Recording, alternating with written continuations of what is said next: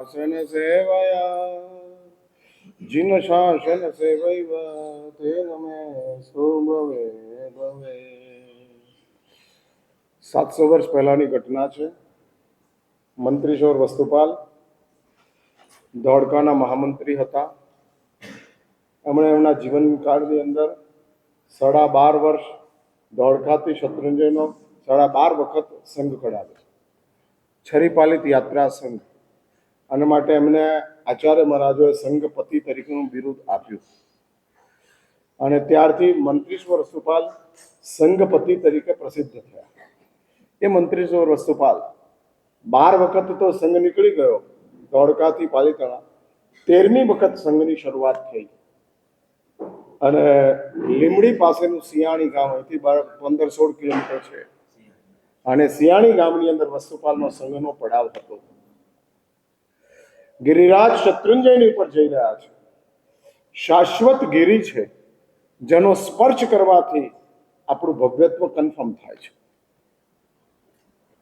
એવી એક વિશેષતા ગિરિરાજ શત્રુંજયની અંદર ગોઠવાયેલી છે. બીજા કોઈ માટે આ વાત આવતી નથી. આ અષ્ટાપદ તીર્થ છે, સમેત શિખર તીર્થ છે. મેરુ શિખરની ઉપર તમામ તીર્થંકર દેવોના જન્મ કલ્યાણકો ઉજવાય છે, છતાંય મેરુ શિખરને આ પાવર્સ પ્રાપ્ત નથી થયા જે પાવર્સ ગિરિરાજ શત્રુંજયને પ્રાપ્ત થયા છે. અને સ્વયંભૂ રીતે છે. એ કોઈ આ પાવર શત્રુંજયની અંદર ઇન્સ્ટોલ કરાતા નથી કે ભાઈ શત્રુંજયને બધા તીર્થંકર દેવો ભેગા થઈ, બધા આચાર્ય ભગવંતો ભેગા થઈ અને શત્રુંજયને એવો ડિક્લેર કરે કે આ શત્રુંજયની ઉપર જે જશે એ બધા ભવ્ય બની જશે. ભવ્ય એટલે તમે સમજ્યા ને, જેનો સંસાર ક્યારેક ને ક્યારેક અંત આવવાનો છે. આ એક બહુ મોટું આપણને મળેલી, મોટામાં મોટી આ એક આપણને મળેલું પ્રોમિસ છે. સંસારનો અર્થ જ જૈન શાસ્ત્રકારો કહે છે દુઃખો એ જ સંસાર છે. અને બટ નેચરલ કે જો આપણા જીવનની અંદર દુઃખો આવ્યા છે તો સમજી લેવાનું કે દુઃખોને લાવનારા દોષો આપણા જીવનમાં છે જ. આપણા જીવન મીન્સ આપણા આત્મામાં છે જ. જીવન તો નિષ્પાપ છે. અને માટે જ શાસ્ત્રોએ માનવ જીવનના મૂલ્ય વખાણ્યા છે, માનવ જીવનની પ્રશંસાઓ કરેલી છે, કારણ કે આ જીવન પોતે જ નિષ્પાપ છે. એમાં પાપ આવી શકે તેમ છે જ નહીં. ધર્મ ન કરો તો આ જીવનથી સદગતિ મળી જ જાય છે. ધર્મ ન કરો એટલે તમે સમજ્યા ને, નવકાર વગેરે ન ગણો, સામાયિક પૂજા ન કરો, સ્થાનક વગેરેની અંદર ન જાઓ, કોઈ સ્વાધ્યાય ન કરો, અને છતાંય તમને સદગતિ મળી જ જાય, કારણ કે જીવનની પોતાની એક તાકાત છે. જીવનનું પોતાનું એક જબરજસ્ત સામર્થ્ય છે. જો આ જીવનને અનુરૂપ આપણે જીવતા જઈએ તો કર્મમાં સત્તાની તાકાત નથી કે આપણને દુર્ગતિઓમાં લઈ જઈ શકે, પશુઓની દુનિયામાં ફેંકી શકે, નારકની દુનિયામાં લઈ જઈ શકે. એવી કર્મમાં સત્તાની તાકાત નથી. કારણ કે આ જીવન પોતે જ એવું એક સામર્થ્ય ધરાવે છે. અને આ સામર્થ્યની સાથે આ જીવન મળ્યું છે. માટે જ પ્રત્યેક તીર્થંકર દેવ આ જીવનના ગુણગાન ગાતું જાય છે, કહેતા જાય છે. પણ જીવનમાં બેઠેલો આપણો જે આત્મા છે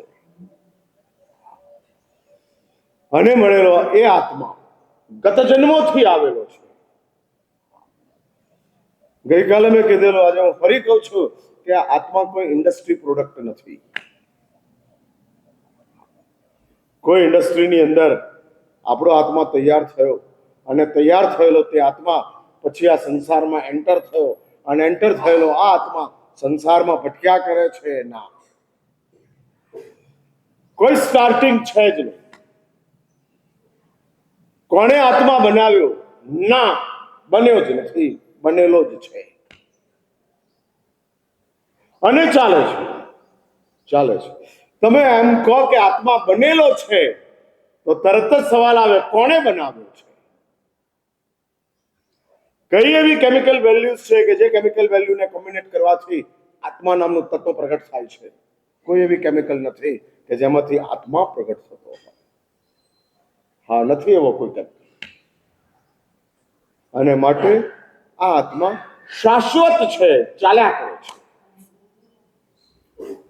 શરીર બદલાય છે, જીવન બદલાય છે, વ્યવસ્થા બદલાય છે, આત્મા એનો એ જ રહે છે. આ એનો એ જ. અને કેવી કેવી વિષમતા છે, કેવી વિષમતા છે.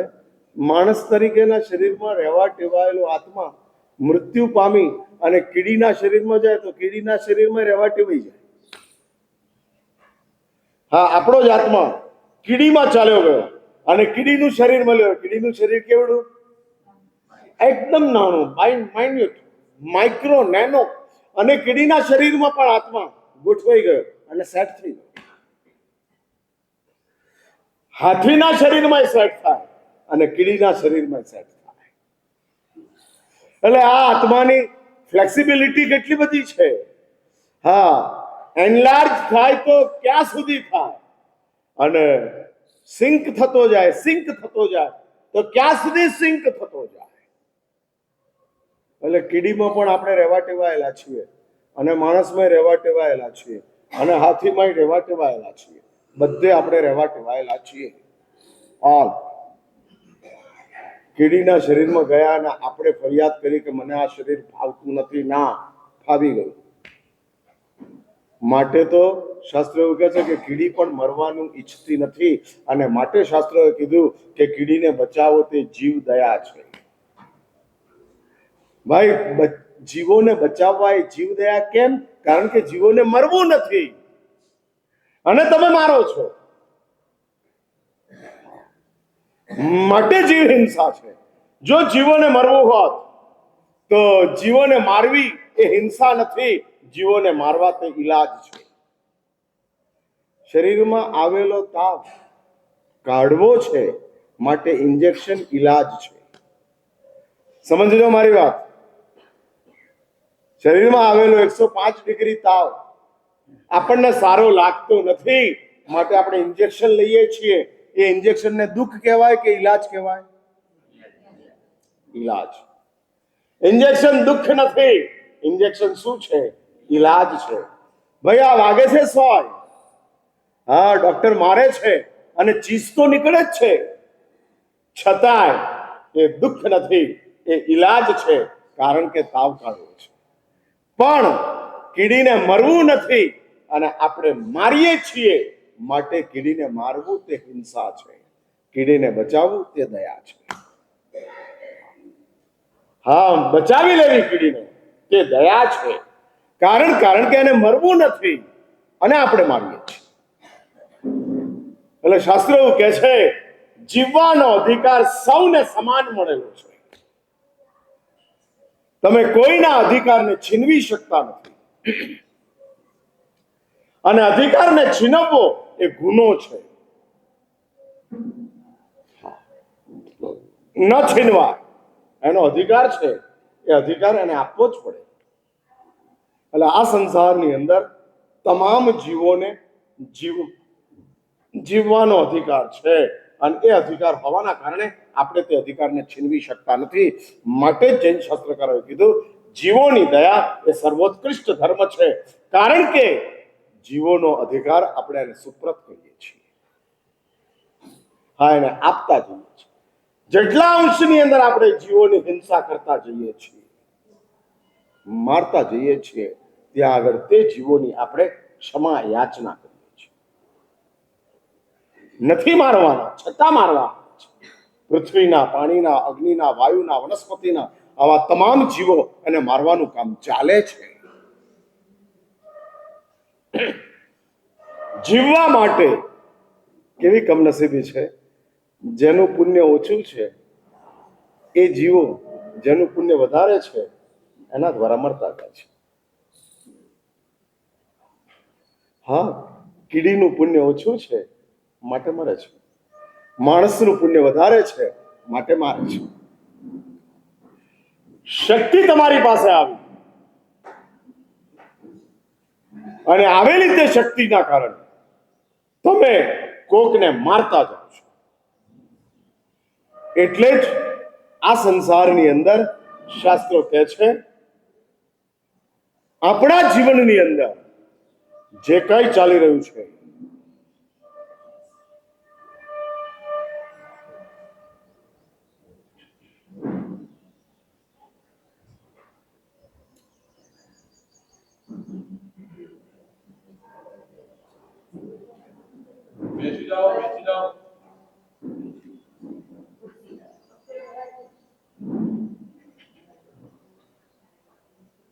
ભગવાનની પ્રતિષ્ઠા થાય ને પછી ઘંટ વગાડાય, એટલે આ બધી અમારી ભગવતીઓ છે. હું એ કહેવા માંગુ છું, આ સંસારની અંદર જીવન અને આત્મા, કે જે જીવન અને આત્મા આવતો ગયો અને નિષ્પાપ ગણાતા માણસ તરીકેના જીવનને આત્માએ પાપી બનાવી, અને માટે આ જીવનની અંદરથી પશુઓની દુનિયા, દુર્ગતિની દુનિયા આપણા જીવનની અંદર આવતી જાય છે. એક વાત લખી રાખજો, મૃત્યુ પછીની દુનિયા છે. એવા કોઈ બ્રહ્મા રહેતા નહીં કે મૃત્યુની સાથે બધું જ સમાપ્ત થઈ જાય છે. હા, સમાપ્ત થઈ. બરફનો ગોળો ખાધો અને ગોળો પૂરો થઈ ગયો એમ જીવન વાપર્યું અને જીવન પૂરું થઈ ગયું. હવે પછી કશું જ નથી. ના, બહુ મોટું ભાવિ બેઠું છે, બહુ મોટું. અને વિશાળ બેઠેલું તે ભાવિ જે આપણા જીવનની સાથે જોડાયેલું છે. મૃત્યુ પછીની દુનિયાઓ શરૂ થવાની છે. ભાઈ, હું તમને એક નાનકડો સવાલ પૂછું, મોત પછી આપણી દુનિયા છે, હવે ક્યાં આગળ જન્મ લેવો છે? એમ ટિકિટ બારી ઉપર જાઓ, રેલવે સ્ટેશનની ઉપર, તો જે સ્ટેશન માસ્ટર ટિકિટની ઉપર ટિકિટ વેચનારો હોય એ જે ટિકિટ આપે તે તમે લો કે તમારી જે ઈચ્છા હોય તે લો? હા, પેલો એમ કે વલસાડની ટિકિટ હું આપું છું ને તમે લઈ લો. ના ના, મારે વલસાડ નથી જવું, મારે વાપી જવું છે. અને આપણે વાપીની ટિકિટ માગીએ છીએ, એટલે જર્નીની અંદર ટિકિટ બારી ઉપરથી જે ટિકિટ મળે એ આપણે લેતા નથી, જે ટિકિટ જોઈએ તે આપણે લઈએ છીએ. તો ભાઈ, પરલોકની અંદર કઈ ટિકિટ?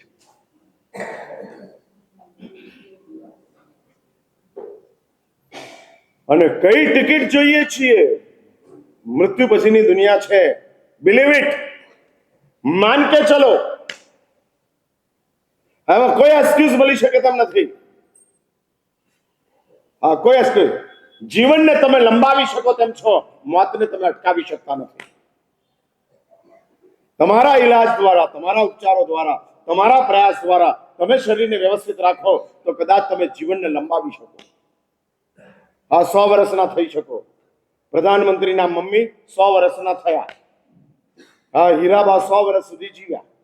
એટલે 100 વર્ષના થઈ શકાય, એમાં કોઈ વાંધો નથી. જીવન તમે લંબાવી શકો તેમ છો, મોતને તમે અટકાવી શકો તેમ નથી. હા, એટલે તમારા હાથની વાત છે જીવન લંબાવવું, વધારી શકાય. હા, એવા ઘણા કિસ્સાઓ બને છે કે જેની અંદર છેલ્લી સેકન્ડ સુધી ગયા, ડોક્ટરે મરેલા જાહેર કર્યા અને પાછા આવ્યા. સપનામાં આપણે આપણી સ્મશાન યાત્રા જોઈ, બરાબર ને ભાઈ? સપનામાં જોઈ કે ના જોઈ? આપણી સ્મશાન યાત્રા આપણે સપનામાં જોઈ કે ન જોઈ? ઘણાએ જોઈ હોય. એવા આવે છે મારી પાસે, મહારાજ સાહેબ, આજે સવારે રાતના સમયે છેલ્લા જ્યારે ઊંઘતો હતો અને છેલ્લા સમયો હતા, સૂર્યોદયની આસપાસ મને મારી સ્મશાન યાત્રા દેખાય, શું કરવું?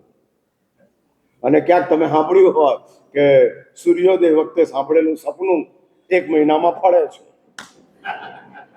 હા, એવું સાંભળ્યું હોય.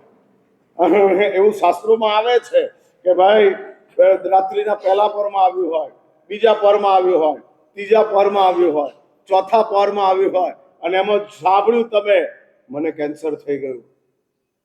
સપનામાં આપણે કેટલા બધા કમજોર છીએ. સપનામાં પણ મોત દેખાય તો ડરી જઈએ.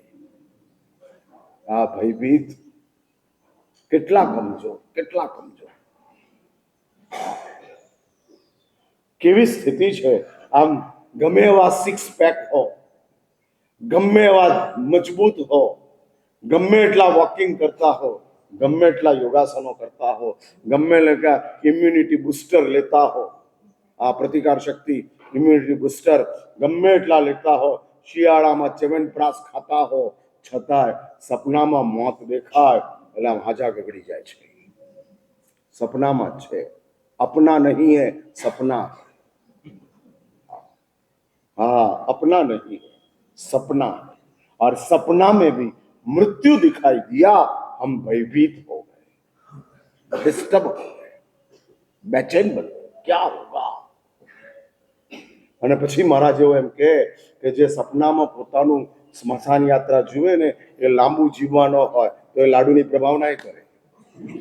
હા હા હા, મારા સાહેબ આવું કીધું કે જે સપનામાં હોય અને પોતાની સ્મશાન યાત્રા સપનામાં જુએ તો હકીકતની અંદર જે થવાનું હતું એ જોઈ લીધું છે, તો હવે થવાનું છે નહીં. હા, એટલે આવું કાંક કોઈ કે સપનાની વાત અને પ્રિડિક્શન કરે, મારા સાહેબની વાત પર વિશ્વાસ બેસે અને ચલો આજે મારા તરફથી પ્રભાવ, કારણ કે લાંબુ જીવવાનું છે.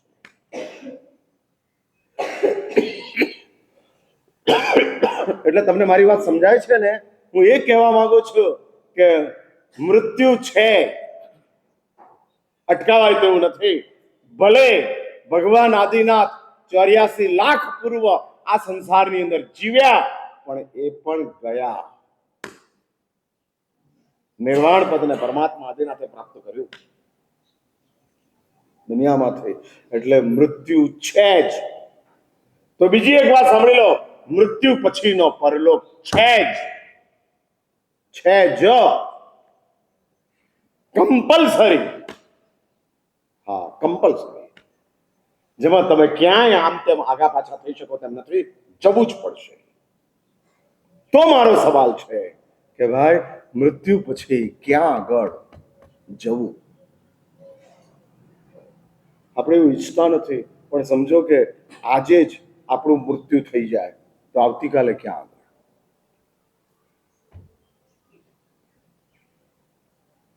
પૂર્વ વિભાગ વાળાને પૂછું છું, મહાવિદ્ય ક્ષેત્ર ઈશાન ખૂણામાં જ છે, પૂર્વ અને ઉત્તરની વચ્ચે, બહુ નજીક છે અહીંથી. હા હા, ઈશાન ખૂણામાં જ. તમે પૂર્વ વિભાગમાં બેઠા છો. સર્વોદય વાળા માટે મહાવિદ્ય ક્ષેત્ર દૂર છે, અમીજરા માટે મહાવિદ્ય ક્ષેત્ર દૂર છે, રિદ્ધિ સિદ્ધિ માટે મહાવિદ્ય ક્ષેત્ર દૂર છે, વિમલનાથ માટે દૂર છે, પણ તમારા માટે નજીક છે. બોલો ભાઈ, એટલે જ પૂર્વ વિભાગ પસંદ કર્યો છે ને. નિયર भगवान श्री मंदिर हमारा नेबर में है, नियर टू मी. पश्चिम में से सिमंदर के पास जाना लंबा हो जाएगा, लेकिन पूर्व में से सिमंदर के पास जाना नजदीक हो जाएगा. એટલે તમારી નજીક છે. અને તમને ખબર ના હોય તો કહી દઉં, મહાવિદ્ય ક્ષેત્રની અંદર પશુઓ છે, કીડી મંકોડા છે, મચ્છર માખીઓ છે, પાપીઓ છે, કસાઈઓ છે, બધું જ છે મહાવિદ્ય ક્ષેત્રમાં. ઓલ.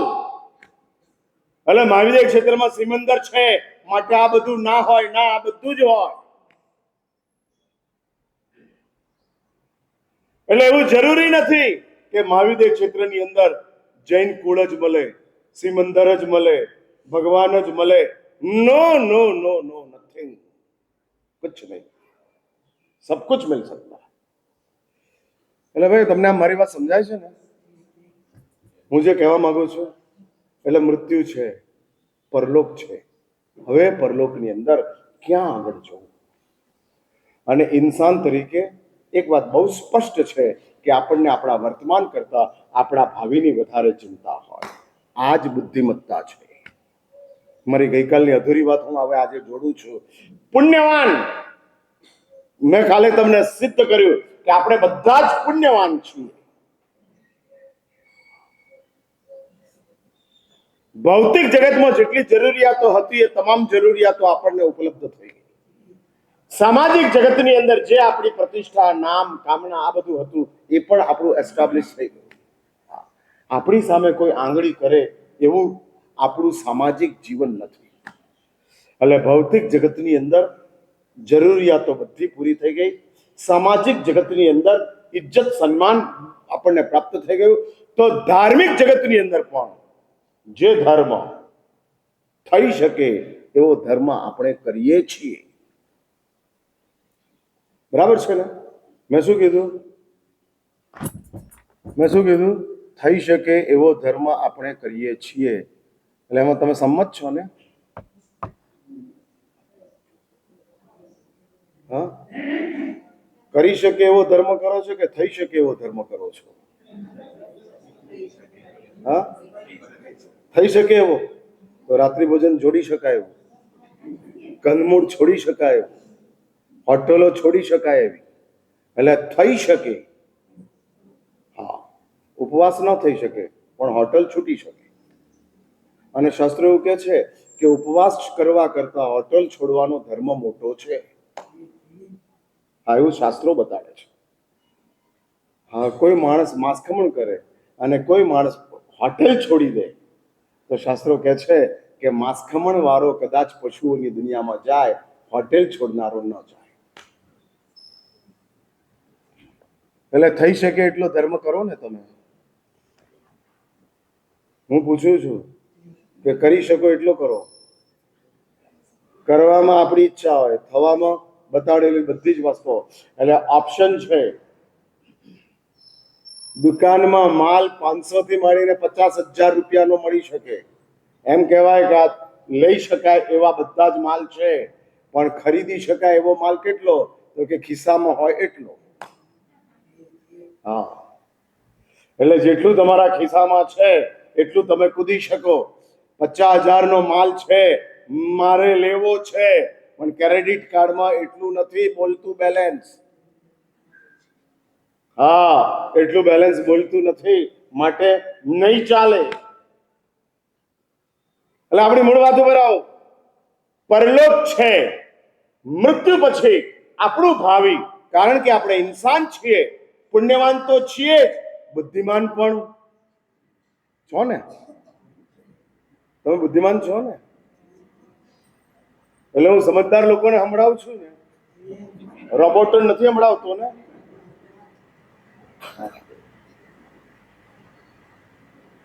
સમજદાર જે સમજી શકે એવા લોકોને હું સમજાવું છું. એટલે આપણે આમ બુદ્ધિમાન છીએ, અને બુદ્ધિમત્તા એ છે કે જે ભાવિનો વિચાર કરે, વર્તમાનમાં સમાધાન કરો, ભાવિમાં સમજદાર બનો.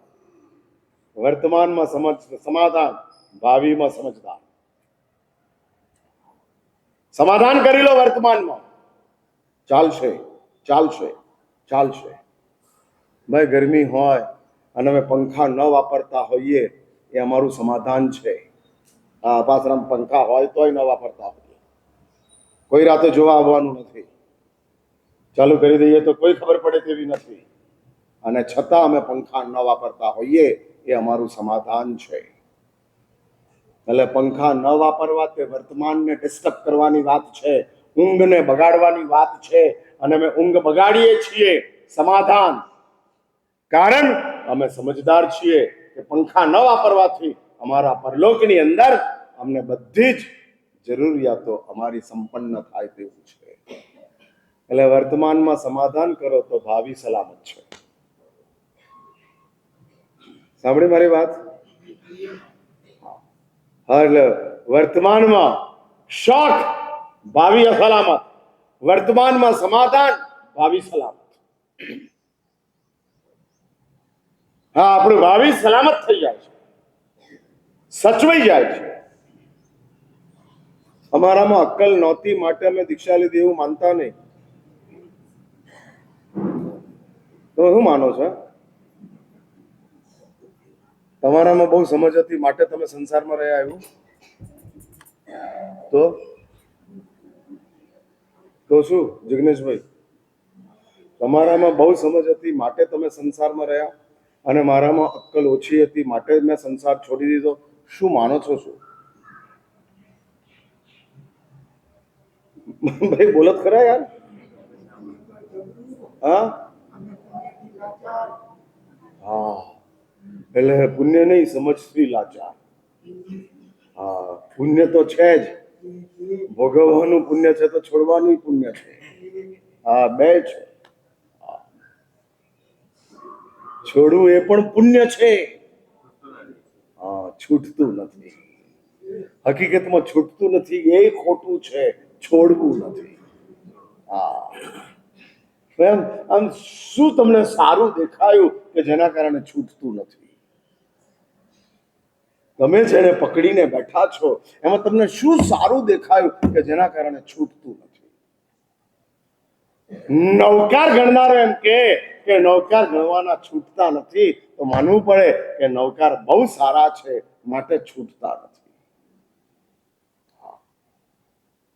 હા, નથી છૂટતા. નવકાર ગણવાનું છૂટતું નથી. પણ આમ ઉઘરાણી કરવા જાઓ છો એમાં શું સારું છે કે જેના કારણે છૂટતું નથી? તમે આમ જેટલી ઠેકાણે ઉઘરાણી કરાવો એ ઠેકાણે બધે તમારું પેમેન્ટ થઈ જાય એવું ખરું? નહીં, ના થાય. એટલે 2 વાર જાવ તોય ના થાય. હા, ના થાય. 50 વાર જાવ તો ના થાય. તો 51મી વાર જાવ. અને 51 એટલે 50 વાર ઉઘરાણી કરવા ગયા અને નથી મળ્યું તો 51મી વાર જાવ ખરા? હા, શું? હાથ જોડો ને યાર, માંડી વાળવા હાથ જોડો. નક્કી કરો. હવે 50 વાર એટલે તમે નક્કી કરો 108 વાર ઉઘરાણી કરવા ગયા અને ના આપે તો માંડી વાળવું. હાથ જોડો. હા, હા, લો ભાક્ષાડીને આશા છે. હા, પેલો શેરડીના રસ કાઢે ને એલા પેલા મશીનમાંથી એના મશીનની અંદરથી કાઢતા જાય અને છેલ્લે શેરડી વાળો એમ કે હવે કાઢી કાઢી થાક્યો, પછી શું કરે? ફેંકી દે કૂચાને. આપણે કૂચાને ચાવીએ એમ એની જાત છીએ. હા, આશા છે, આશા છે, આશા છે. 50 વાર ઉઘરાણી કરવા છતાં, અને એક વાત સમજી રાખજો, નાની ઉઘરાણી જ લાંબી ચાલે છે, મોટી તો મળી જાય છે. હા, એટલે મુકેશ અંબાણીને માટે કરોડની ઉઘરાણી નાની જ કહેવાય, કારણ કે મુકેશ અંબાણી છે. એને માટે કરોડ નથિંગ. ના આવ્યા તોય ઠીક, ના આવ્યા તોય ઠીક. તમારા માટે જેમ 10 રૂપિયા છે એમ એને માટે કરોડ છે. એટલે મુકેશ અંબાણી પોતે કરોડ રૂપિયા માટે કોઈ દાડો ફોન કરતો નથી. બરાબર ને? તો તમે તમારા ધંધાના મુકેશ અંબાણી છો ને, આવું કોઈ ક્રેડિટ સાચવી છે કે આપણે 100 રૂપિયા માટે ફોન ન કરવો, 500 રૂપિયા માટે ફોન ન કરવો, 1000 રૂપિયા માટે આપણે ફોન ન કરવો? જેવી તમારી પ્રેસ્ટીજ એ પ્રમાણેની તમારું લેવલ તમે જાળવ્યું છે કે નોકરે 100 રૂપિયા તમારી પાસે ઉધાર લીધા હોય તો કાપો છો?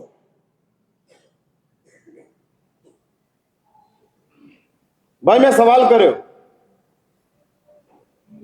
100 રૂપિયા તમારી પાસેથી નોકરે લીધા છે અને પગારનો ટાઈમ આપે અને તમે એના 3000 હોય એમાંથી 2900 આપો. હું પૂછું છું કે આપણું આ લેવલ છે? હા, આપણી આ ક્રેડિટ, આ પ્રેસ્ટીજ?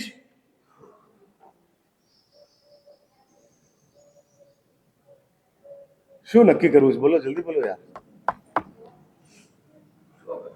હા, હા, 100 કાપીને આપીએ છીએ. આ આપણી કમનસીબી છે. કમસે કમ એટલું તો નક્કી કરો, નાની ઉઘરાણીઓ માટે ઉઘરાણી ન કરવી. જાવા દે, આ મારું લેવલ નથી, આ મારી ભૂમિકા નથી. શી રીતે મારાથી મગા? છોડો. હા, છોડી દો, નથી જોઈતું. કારણ કે મારું એક સ્ટેટસ છે. 100 રૂપિયા માટે હું 5 ફોન કરું, નોકરને 5 વાર યાદ કરાવું, એમાં હું મારી જાતને નીચી કરી નાખું છું. મારી સેલ્ફ રિસ્પેક્ટ હું તોડી રહ્યો છું. હા, તોડી રહ્યો છું. બહુમાન તો નહીં, સન્માન તો સાચવો. અને આપણે જ આપણું અપમાન કરીએ 100 રૂપિયા માંગીને. ₹500 ઉઘરાણીઓ માટે 50 વાર ફોન કરીને આપણે આપણું અપમાન કરીએ, પોતે જ પોતાનું અપમાન કરે. કઈ ભૂમિકા છે? અને હું એવું માનું છું કે મંદિરમાં ₹500 નાખવા સહેલા છે, કોકના ₹500 છોડવા અઘરા છે. હા હા, એટલે આપણે છોડી નથી શકતા. માટે જ મારો સવાલ છે કે આપણે પુણ્યવાન ખરા, બુદ્ધિમાન છે કે? બુદ્ધિમાન એટલે સમજ્યા ને? આમ આઈક્યુ લેવલ હોય, પોતાની એક ભૂમિકા હોય, એનાથી નીચે ઉતરાય જ નહીં. ગમે એવી ભૂખ લાગી હોય પણ કૂતરાને નાખવા માટેના ખાવાની જગ્યાએ સરસ મજાનું ખાવાનું પડ્યું હોય તોય ત્યાંથી કોઈ ના જોતું હોય, કકડીને ભૂખ લાગી છે અને ત્યાં કૂતરાને નાખવાની જગ્યા ઉપર ખાવાનું સરસ પડ્યું છે, હજુ કૂતરાએ અડ્યો નથી તો એ ખાવાનું આપણે ખાતા નથી, ભૂખને સહન કરી લઈએ છીએ. કારણ કે આપણે બુદ્ધિમાન છીએ. ન ખવાય. ભૂખ તો કે છે ખાઈ લે, પણ બુદ્ધિ કે છે ન ખવાય. આ આપણી ભૂમિકા નથી, ન લેવા. કોઈના વાપરેલા કપડા વપરાય નહીં, એ આપણી કક્ષા છે. એ જ રીતે એ આપણી બુદ્ધિમત્તા છે કે જે બુદ્ધિમત્તાને લઈ અને આપણે આ જીવનની અંદર આગળ વધ્યા છે કે નથી વધ્યા. એટલે પુણ્ય, તે જ પુણ્યવાન બની ગયા પછી જો બુદ્ધિમાન ના બન્યા તો મળેલું પુણ્ય ફોગટ જાય છે. નથી. મેં તમને ગઈકાલે કીધેલું, પાગલના હાથમાં આવેલી 500ની 10 નોટો ફાડી નાખે. પુણ્યવાન છે, બુદ્ધિમાન નથી. એમ આપણને મળેલું એક એક દિવસ, એક એક મિનિટ 500ની નોટ છે, 5000ની નોટ છે. ભાઈ શું કેવું મારે તમને? રૂપિયા ફાડે એ પાગલ કે સમય બગાડે એ પાગલ?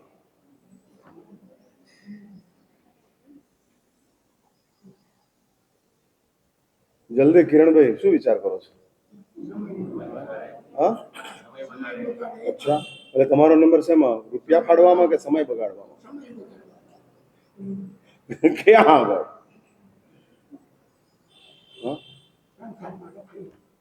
કેવી કમનસીબી છે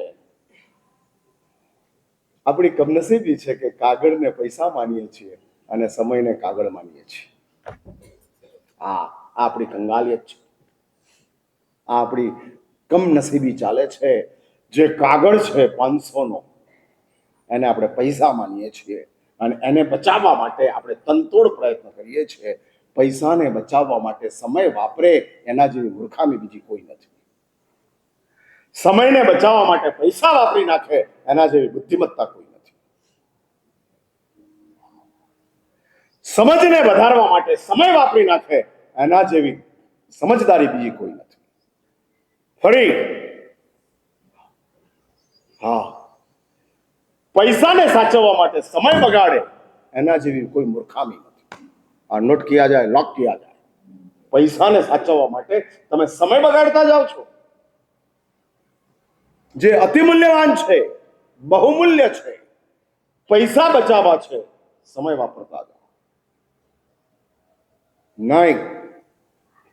હા, એવા હોય છે પૈસા બચાવવા માટે સમય વાપરતા જાય. હા, વાપરતા જાય. કેવી રીતે વાપરવો? જેમ તેમ વાપરતા, ગોઠવતા જાય. હા, પૈસા બચાવવા છે. મોટે ભાગે સંસારની અંદર 99% લોકો પૈસાને બચાવવા માટે સમય ફેંકતા જાય છે. ફેંકતા જાય છે. કાં પૈસા વધારવા માટે, કાં પૈસા બચાવવા માટે સમયનો ઉપયોગ થતો જાય છે. ભાઈ એવું ખરું કે ઘરે આવ્યા પછી બિઝનેસનો કોઈ પણ કોલ એટેન્ડ ન કરવો? હા, પૂછું છું. ઘરે આવી ગયા પછી બિઝનેસનો એક પણ કોલ એટેન્ડ ન કરવો એવું આપણે નક્કી કર્યું છે? નથી. રાતે 2 વાગે પણ બિઝનેસનો કોલ આવે અને એમાં જો ફાયદો દેખાતો હોય, હા હા લઈ લે. કેવી કેવી કેટલી મોટી આપણી મૂર્ખામી ચાલતી જાય છે. જે ઊંઘ ખરીદી શકાતી નથી એ ઊંઘ પૈસા માટે વેચી નાખીએ છીએ. હા, તમે એટલું તો નક્કી કરો કે જે ખરીદી ન શકાતું હોય એના માટે પૈસા ન આવે, એના માટે એ પૈસા સામે ન જો. ભૂખ ખરીદી શકાતી નથી, ઊંઘ ખરીદી શકાતી નથી, શાંતિ ખરીદી શકાતી નથી, સંપ ખરીદી શકાતો નથી. તો આ બધી વસ્તુઓને વેચી અને પૈસા ન બચાવો. સંપ વેચી અને પૈસા બચાવો છો. ભાઈ ભાઈનો સંપ, સાસુ વહુનો સંપ, ભાઈ બહેનનો સંપ, પારિવારિક સંપ, અને એ વેચી અને તમે પૈસા બચાવવા નીકળ્યા. તમે શું કરો છો? શું કે જે સંપ પૈસાથી ખરીદી શકાતો નથી તો પૈસા માટે વેચાય શી રીતે? શી રીતે વેચાય? મુંબઈની અંદર ભાઈ ભાઈની વચ્ચે ઝઘડો, ભાઈએ ભાઈની ઉપર કેસ કર્યો. બનેલી ઘટના હું કહું છું, હા બનેલી ઘટના. અને થયેલા એ કેસની અંદર એક ભાઈએ બીજા ભાઈની પાસેથી 3.5 કરોડ રૂપિયા લેવાના હતા. કેટલા? હા, 3.5 કરોડ. સુરેન્દ્રનગરમાં 4 બંગલા આવી જાય. હા, 5 આવી જાય. 5 જિગ્નેશભાઈ કહે છે 5. હા હા, એટલે એવા ચલો સમજો, પણ 3.5 કરોડ રૂપિયા એક ભાઈએ બીજા ભાઈની પાસેથી લેવાના હતા. અને 10 વર્ષથી કોર્ટમાં કેસ ચાલે છે. બે ભાઈઓની વચ્ચે બોલવાનું બંધ થઈ ગયું, મળવાનું બંધ થઈ ગયું, એકબીજાની સામે મોઢું જોવાનું બંધ થઈ ગયું, બધું છૂટતું ગયું, બધું છૂટતું. પછી તો એકબીજાને માટે ભયાનક ગુસ્સાની અંદર છોડું નહીં. અને એની અંદર એક ભાઈને કોઈક મારા જેવાના પ્રવચનની અંદર એનો દોસ્તાર લઈ આવ્યો અને આ જ વાત ચાલતી હતી. આજ બહાર નીકળે છે,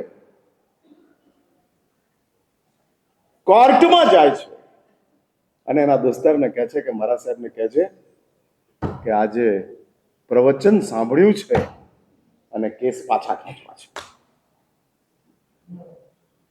વન સાઇડેડ કેસ પાછા ખેંચી નાખવા છે.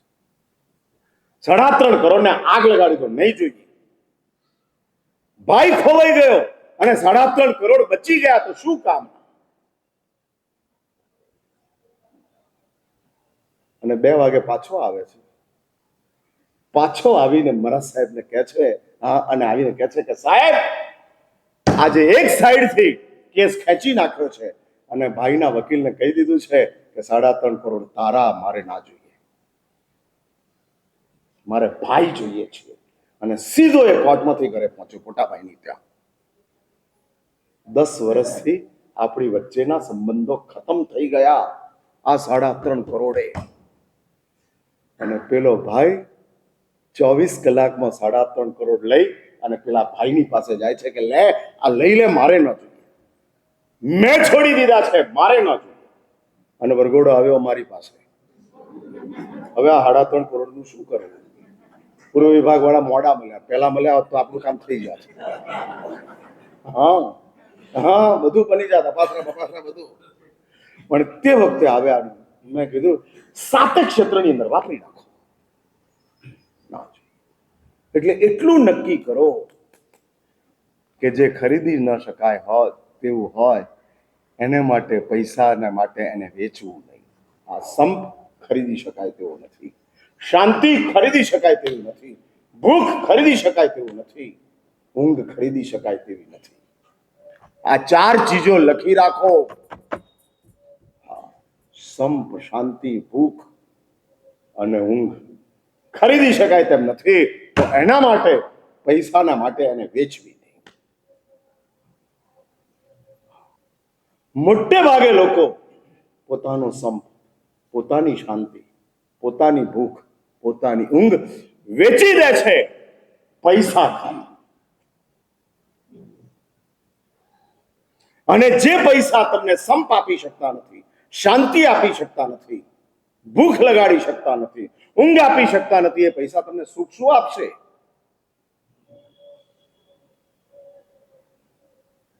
મમ્મણ મર્યો ને એની સ્મશાન યાત્રા વાંસની ઠાઠડીમાં જ નીકળી હતી, સોનાની નહીં. હા, એ જ ભૂમિકાની અંદર ગયો છે. માટે જ જો આપણી પાસે બુદ્ધિમત્તા હોય, અને એક વાત સમજી રાખજો, બુદ્ધિમાન તે છે કે જે ભાવિનો વિચાર કરે છે. અને ભાવિ મૃત્યુ સુધીનું નહીં, મૃત્યુ સુધીનું ભાવિ તો કર્મએ ગોઠવી દીધું છે, જેમાં તમે બદલી શકો તેમ નથી. આવતીકાલે શુક્રવાર છે તો તમારી તાકાત નથી કે બુધવાર કરી શકો. કર્મએ ગોઠવેલું છે. હા, એટલે તમારા કેલેન્ડરમાં આવતીકાલે બુધવાર થાય એવું બની શકે તેમ નથી, શુક્રવાર જ થશે. તો એટલે એક વાત સમજી રાખજો, મૃત્યુ સુધીનું તમારું આખું ભાવિ કર્મ મહાસત્તાએ સેટ કરી દીધું છે. Establish all data are feeded. અને ડેટા પ્રમાણે જ બધું ડિસ્પ્લે ઉપર આવતું જવાનું છે. જે ડેટા છે એ જ પ્રમાણે સમજો કે 65 વર્ષે એક્સિડન્ટ થવાનો છે તો થવાનો જ છે. હા, એટલે આ એસ્ટાબ્લિશ છે. મૃત્યુ સુધીનું જીવન કર્મએ સેટ કરેલું છે. પુરુષાર્થથી તમે એમ કહો કે જીવન બદલાઈ જશે, પાપો કરવાથી જીવન સુખી થઈ જશે, ખોટા કામ કરવાથી જીવન મોટું થઈ જશે, ભૂલી જાઓ. જે જીવન જે રીતનું એસ્ટાબ્લિશ છે એ જ રીતે થવાનું છે. એમાં પાપ કરવાથી જીવનમાં કોઈ મધુરતા આવવાની નથી. પાપથી ભાવિ બગડવાનું છે, જીવન સુધરવાનું નથી. ફરી આ વાક્ય રિપીટ કરું છું, આ દિમાગમાં ફિટ કરી લો. પાપથી ભાવિ ખરાબ થવાનું છે, જીવન સુધરવાનું નથી. તમે એમ કહો કે મેં ચોરી કરીને વિશ્વાસઘાત કર્યો અને એના કારણે મારા સાહેબ હું કરોડપતિ થઈ ગયો, મેં કોકના દબાવી દીધા અને એના કારણે મારા ઘરની અંદર બહુ મજા છે, બહુ ફેસિલિટી છે, ભ્રમણાઓના સ્વર્ગમાં જીવો છો. કશું જ નથી. દેખાય છે તે સાચું નથી ને સાચું દેખાતું નથી, માટે તમે દેખાડવા આવ્યા છે. તમને જે દેખાય છે સાચું કે હું બોલું છું તે સાચું? ભાઈ જલ્દી. હાલ, હું કહું છું તે સાચું છે, જે દેખાય છે સાચું નથી. પણ મારા સાહેબ મારા ઘરે જૂઠ બોલવાના કારણે મર્સિડીઝ આવી ગઈ, BMW ગોઠવાઈ ગઈ, અમદાવાદની અંદર ઘર લેવાઈ ગયું, ધંધો અમદાવાદની અંદર એસ્ટાબ્લિશ થઈ ગયો, આ બધું મને આ દેખાય છે. ભાઈ આ બધું કર્મથી છે, તારા જૂઠથી નહીં. અને જૂઠથી જો આ બધું મળતું હોત તો દુનિયામાં કેટલા લોકો જૂઠ બોલતા હોત, કેટલા લોકો ખોટા કામ કરતા હોત. 10 વર્ષથી ટ્રેનની અંદર વગર ટિકિટે તમે જર્ની કરો છો, એને પકડાયા નથી એટલે શું તમે એવું માનો છો 11મા વર્ષે પણ આ જ ચાલશે? 12મા વર્ષે પણ આ જ ચાલશે? સાચું બોલો, ટિકિટ લઈને જર્ની કરવાની અંદર આનંદ કે ટિકિટ વિના જર્ની કરવામાં આનંદ? હા, જો ટિકિટ વિના જર્નીથી આનંદ મળતો હોત તો શું કામ ટિકિટ લેત? પણ જર્ની સલામત રાખવી છે, કોઈ પકડાવવું નથી, બદનામ થવું નથી, આ ટીસી કાંડું પકડીને સ્ટેશનની ઉપર ફેંકી દે એ કરવું નથી. માટે આપણે એટલે એક વાત સમજી રાખજો, સલામત જર્ની ટિકિટમાં છે, ખુદા બક્ષમાં નથી. એ જ રીતે કર્મથી જ બધું પ્રાપ્ત થાય છે, પાપોથી કશું જ મળતું નથી, કશું જ. એટલે પાપના કારણે મળી ગયું એ નસીબે આપ્યું છે, પાપે નહીં. હા, નસીબે આપી દીધું છે, પાપથી મળી શકતું નથી. અને આ મગજની અંદર ફિટ કરી નાખો માટે જ કહું છું, બુદ્ધિમાન તે છે કે જે ભાવિનો વિચાર કરે છે. બુદ્ધિમાન તે છે કે જે વર્તમાનમાં સમાધાન કરે છે. વર્તમાનમાં થોડું ઘણું ચલાવી લઈશું, પણ ભાવિને સલામત કરી નાખવું છે. અને આ જ મારી બુદ્ધિમત્તા છે, આ જ મારી સમજદારી છે. અને સમજદારી જો આપણા જીવનમાં આવે એટલે પુણ્યવાન ત્યારે જ પોતાના પુણ્યને સક્સેસ કરી શકે છે કે જ્યારે તે બુદ્ધિમાન હોય છે. પુણ્ય આપવાની મારી તાકાત નથી. તમે જ તમારા પુણ્યને ભેગું કરી શકો છો, ઇન્કમ કરી શકો છો, એક્સપેન્સ કરી શકો છો, ઇન્વેસ્ટ કરી શકો છો. પણ મારું કામ તમારી બુદ્ધિને વધારવાનું છે. એટલે હું પુણ્યવાન ન બનાવી શકું, હું બુદ્ધિમાન બનાવી શકું એમ છું. અને માટે જ આ પ્રવચનો દ્વારા હું બુદ્ધિમાન બનાવવાનો પ્રયત્ન કરું છું કે ભાઈ ભાવિનો વિચાર કરો. શા માટે વર્તમાનના કુંડાળામાં ફર્યા કરો છો? હું એ નથી કહેતો કે વર્તમાનને ખરાબ કરો. વર્તમાનની અંદર દુઃખી થાવ, વર્તમાનની અંદર અમારા જેવા ત્યાગી થાવ, એવું હું નથી કહેતો. દુઃખી થવાનું કહેતો નથી, ત્યાગી થવાનું કહેતો નથી, પણ વર્તમાનમાં થોડા સમાધાન તો કરો. નાની નાની વાતોને લઈ અને જે સંઘર્ષોની અંદર ઉતરી જાઓ છો વર્તમાનની અંદર, શા માટે? દાળમાં મીઠું નથી અને ઘરમાં ઝઘડો છે, શા માટે? ભાઈ દાળમાં મીઠું ન હોવું તે ખરાબ કે દાળના મીઠા ન હોવાના કારણે ઝઘડો કરવો તે ખરાબ? એટલે તમે સમજો છો? આ તોય કરો છો? હાલો, હા હા, એમ કોને કહો છો તમે? મને કહો છો? આ પાછાળી કહે છે મૂંગા મોઢે વાપરી લેવાની. હા, એટલો અમલ શરૂ કરો. અને એ અમલ જો શરૂ થાય તો આપણી પાસે બુદ્ધિમત્તા છે.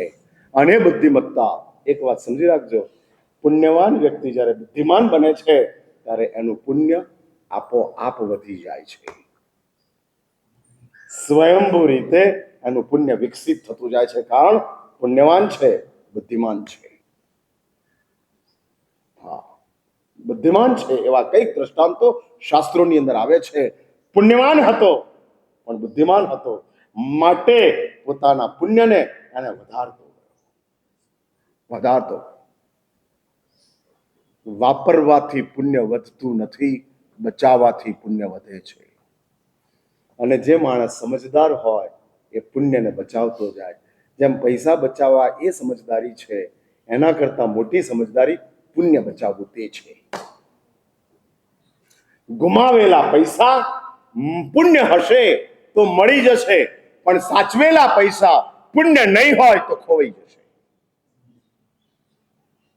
સાંભળી મારી વાત? એટલે શું કર્યું છે? પૈસા બચાવવા છે કે પુણ્ય બચાવવું છે? સાચું? એટલે તમે બહુ સાચું બોલો છો? હા, થોડું નહીં. શેનું થોડું? એટલે પુણ્ય બચાવવું છે તો શાસ્ત્ર એવું કહે છે કે પૈસા છોડો, પુણ્ય બચે છે. પૈસા બચાવો, પુણ્ય છૂટી જાય છે. અને આ દુનિયાનો સમજદાર તે છે કે જે પુણ્ય બચાવી લે છે, પૈસા છોડી દે છે. હવે આ મારી વાત તમને ક્યારે સમજાશે મને ખબર નથી, ટાઈમ તો થઈ ગયો. હવે આજે છેલ્લું વ્યાખ્યાન છે, વળી પાછો આવતીકાલે હવે અમારી આમ વિદાય સમારંભ છે. હા, શેલ્ડ ઓફ સેરેમની કહેવાય ને. હા, ડિપાર્ચરિંગ 3 days લેપ્સ, શુક્ર શનિ રવિ, રવિવારે સવારે અહીંથી રવાના થવાનું છે. અને એના માટે એક સ્પેશિયલ મિશન લઈ, અને પૂર્વ વિભાગમાં આવવાનું કોઈ કામ હતું નહીં, પહેલા આવી જ ગયો હતો. એટલે કોઈ પૂર્વ વિભાગમાં આવવા માટે આવ્યો છે એવું નથી, પણ એક મિશન લઈને નીકળ્યો છું. અને સમગ્ર સુરેન્દ્રનગર જૈન સંઘની ઉપર 135 વર્ષથી પરમાત્મા વાસુપૂજ્યની જબરજસ્ત કૃપા છે. જ્યારે એક પણ દેરાસર ન હતું ત્યારે પ્રભુ વાસુપૂજ્ય હતા, અને પ્રભુ વાસુપૂજ્ય આવવાના કારણે સમગ્ર સુરેન્દ્રનગરની અંદર બીજા 8-10 નવા મંદિરો તૈયાર થઈ ગયા. નો ડાઉટ ભગવાન વાસુપૂજ્ય કરતા એ મંદિરો સરસ બનતા ગયા. સુવિધાયુક્ત બનતા ગયા, અનેક અનેક લોકોને નજદીક આપતા ગયા અને એ રીતે મંદિરો ગોઠવાતા ગયા. પણ એક વાત નક્કી છે કે આપણે વાસુપૂજ્યને તો ભૂલી જ ન શકીએ, કારણ કે એ આપણા બાપનું ઘર છે. અને માટે જ મેં એવી જાહેરાત કરી છે, એવી એક ગોઠવણ કરેલી છે અને હું બધાને આ વાત કરતો જાઉં છું. જ્યાં જ્યાં હું આ હોળી પછી પ્રવચન કરવા ગયો છું ત્યાં આ વાત મેં કરેલી છે. અને એક વાત હું કરતો જાઉં છું કે મહિનામાં એક રવિવાર અને મહિનાનો પહેલો રવિવાર આપણે એક વાસુપૂજ્ય પૂજા ક્લબ એવું એક ક્લબ બનાવીએ છીએ. અને જે મહિનાનો પહેલો રવિવાર પરમાત્માની પૂજા કરવા માટે ભગવાન વાસુપૂજ્યની પાસે પહોંચે છે.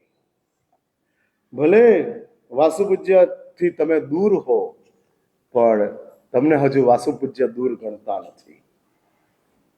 હા, અને ભગવાન વાસુપૂજ્ય રજિસ્ટર મેન્ટેન કરે છે. એની અંદર તમારી એબસન્ટ પૂરતા હું એમ ન કહી શકું, પણ અસત કલ્પનાથી એમ કહી શકું કે ભગવાન વાસુપૂજ્યને પણ એમ થાય છે કે આ કેમ મને ભૂલી ગયો, કેમ મારી પાસે આવતો નથી. એટલે જે તમને દુનિયા યાદ કરે છે કે યાદ નથી કરતી એની ખબર નથી, પણ ભગવાન વાસુપૂજ્ય જરૂર યાદ કરે છે, જરૂર. અને માટે જ 20 તારીખે સવારે 5:45 વાગે અમીજરા વાસુપૂજ્યના કેમ્પસની અંદર આપણે આ વાસુપૂજ્ય પૂજા ક્લબ એનું એક ઉદ્ઘાટન કરવાના છીએ. અને એના ફોર્મ અત્યારે અહીંયા મારી પાસે આવી ગયા છે. જેને આ ફોર્મ લેવું હોય એ લઈ લેજો. નીચેનું પરફોરેટ કરેલું કાગળ એ તમારે ફાડી અને ત્યાં આગળ રવિવારના દિવસે લઈ આવવાનું છે. કોઈ વિશેષ આપણે આની અંદર શરત રાખી નથી. મહિનામાં એક રવિવાર માટે અને પહેલો જ રવિવાર મહિનાનો મેં રવિવાર એટલા માટે પસંદ કર્યો કે પરિવાર સાથે તમે આવી શકો, સૌ ભેગા મળી અને તમે પહોંચી શકો, એટલા માટે રવિવાર મેં પસંદ કર્યો છે.